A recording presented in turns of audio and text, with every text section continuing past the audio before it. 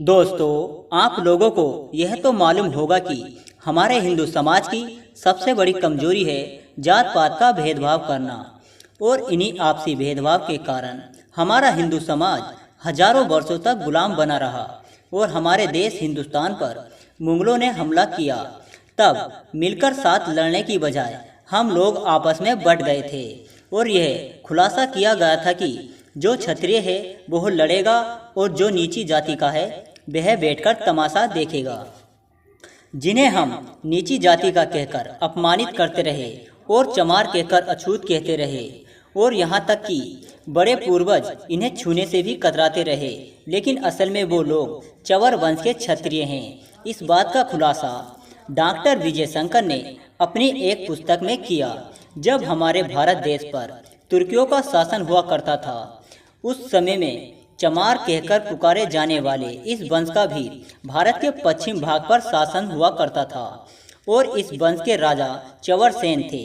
आज के समय में जिन लोगों को चमार और नीची जाति का कहकर संबोधित किया जाता है, इतिहास में उन लोगों को कभी ऐसे संबोधित नहीं किया जाता था।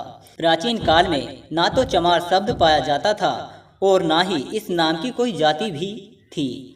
और दोस्तों, चमार शब्द का प्रयोग सबसे पहले सिकंदर लोदी ने किया था। मुस्लिम लोग जब हिंदुओं पर दबदबा डाल रहे थे और हिंदुओं पर अत्याचार कर रहे थे, तब चमार कहे जाने वाले इन्हीं लोगों ने सबसे पहले मुस्लिम लोगों को करारा जवाब दिया था और दोस्तों, मुस्लिम लोगों के खिलाफ आवाज उठाई थी।